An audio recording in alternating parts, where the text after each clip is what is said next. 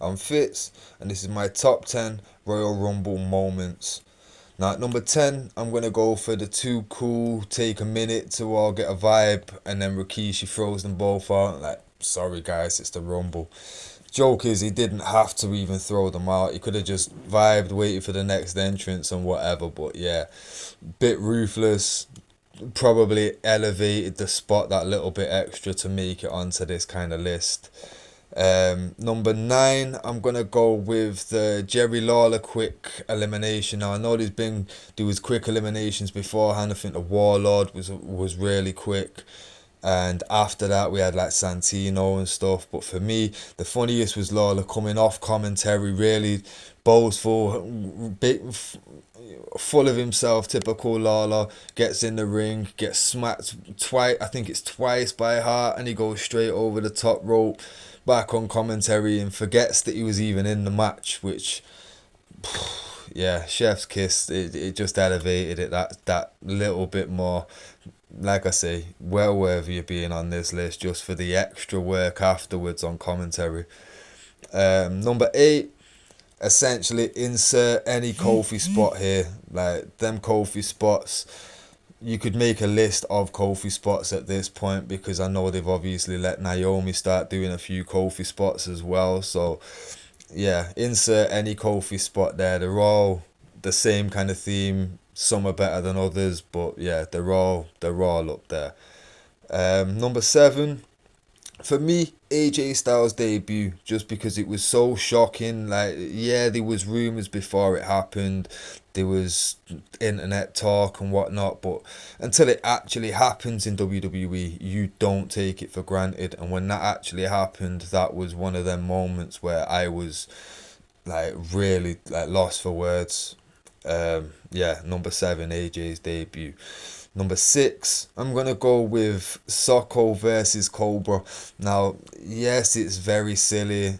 That's not what my favorite wrestling's about. I've never been a big fan of comedy wrestling, but in the Royal Rumble, a spot like this to break it up, especially when you've got that unknown of who's gonna go against who, anything could happen, and when you've got Santino Marella and Mick Foley, and you've got the Cobra and the Socko, you're like, oh yeah, it just worked. It just worked so well. And for me, yeah, number 6 on this list.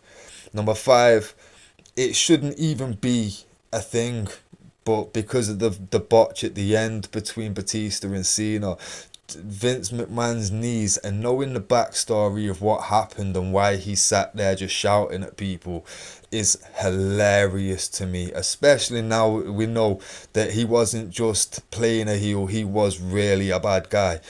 Yeah, another chef's kiss. Brilliant moment. Like, yeah. But number 4, we're gonna go with any of the R-Truth wrong match stipulations.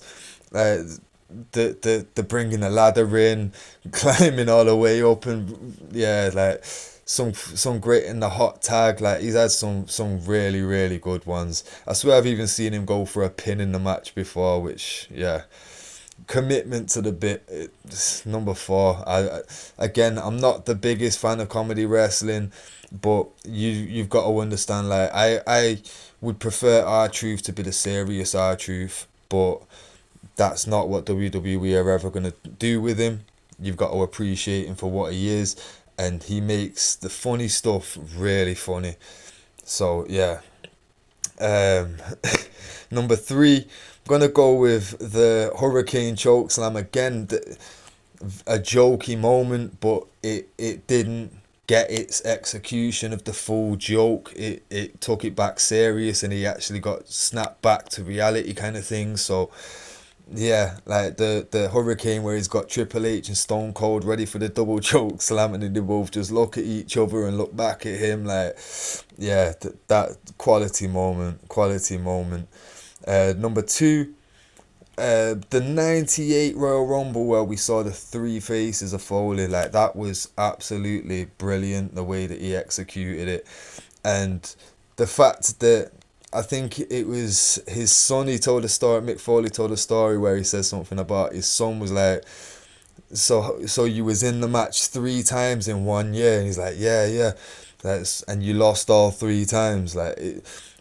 Brilliant, brilliant. It just, yeah. The three faces of Foley, obviously. Everybody loved Mick Foley, and to see him be able to execute all characters in one match, that was great. And number one, it's probably a bit of an emotional answer, but for me, the Edge return, nobody ever thought he was going to see it. Everyone thought his career was long gone. To see him make that return and like see how emotional he was, like, yeah, it was a truly great moment of like for wrestling fans and long-term wrestling fans that like for me, I grew up with Edge. I remember Edge's debut where he was the Mute, and I watched his whole career. And to see him be able to return and get another chance at writing a last chapter like that, for me, that moments like that is why we are long-term wrestling fans. It's not for the week-to-week episodes of Raw, because let's be real, nowadays especially, we've not got a reason to hang around if it's just for what's currently happening. It's those long-term payoffs and the emotional investment that we put into these characters and these wrestlers and athletes. So yeah, for me, number one, Edge, returning after years of injury issues. So yeah, I'm gonna run through the list one last time. Hopefully it'll appear on the screen whilst I'm reading this. So we're gonna go number 10, Too Cool Dance. Number 9, Lawler's Quick Elimination. Number 8, any Kofi Kingston spot. Number 7, AJ's debut. Number 6, Socko versus Cobra. Number 5, Vince knee botch. Number 4, R-Truth wrong match. Number 3, Hurricane chokeslam. Number 2, Three Faces of Foley. And number 1, Edge's return. Let me know what your favourite Royal Rumble moments are. Let me know what should have been on the list, what shouldn't have been on the list, what should have been higher or what should have been lower. Like I say, all your opinions are greatly appreciated. Like, subscribe, share the channel. Yeah, and I'll catch you on the next one.